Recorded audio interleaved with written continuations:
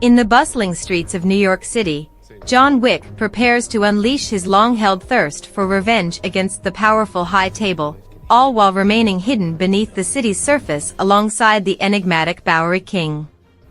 His journey takes him to the distant lands of Morocco, where he ends the life of the Elder, the lofty figure who presides above the High Table's domain. This audacious act draws the attention of the Marquis Vincent de Gramont, a formidable member of the High Table, who summons Winston, the manager of the New York Continental Hotel, and his trusted concierge, Sharon. With inexhaustible resources provided by the High Table, the Marquis vows to eliminate John Wick and chastises Winston for failing to eliminate him previously. In a swift and severe punishment, Winston is stripped of his managerial position, declared excommunicado, the Continental is obliterated, and Sharon is executed.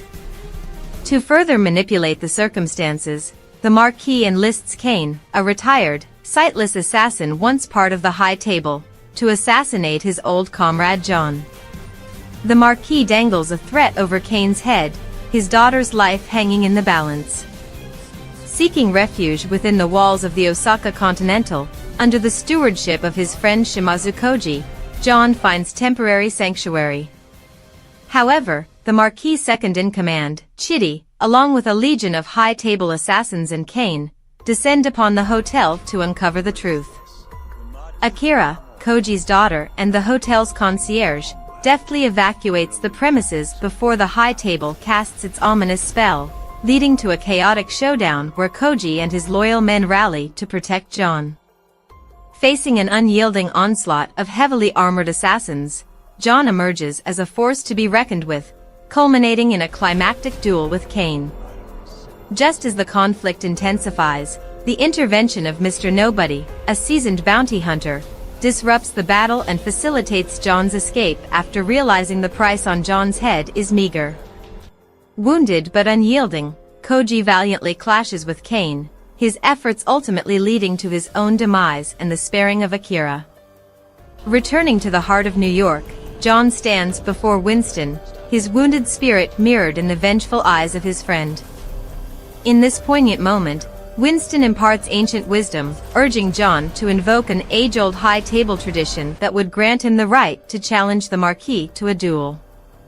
Victory in this duel would emancipate John from the High Table's shackles, but the stipulation demands that John request the duel in service of a crime family. Thus, John embarks on a journey to the Berlin headquarters of the Ruska Roma crime syndicate, with whom he once shared affiliations but severed ties.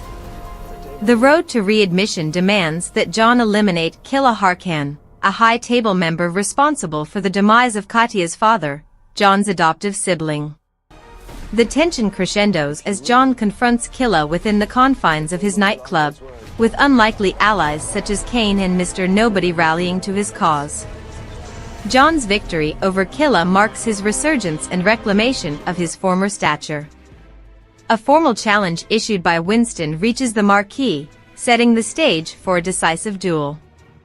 Winston bargains for the reconstruction of the New York Continental and his reinstatement as manager should John emerge victorious.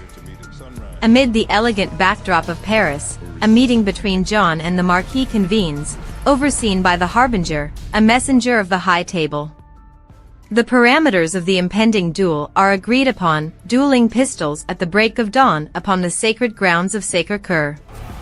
Kane, reluctantly, stands as the Marquis representative, with dire consequences awaiting John and Winston should either falter in attendance.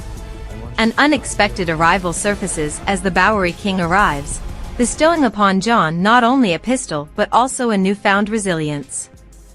However, the Marquis plots to hinder John's timely arrival at the duel by placing an exorbitant bounty on his head.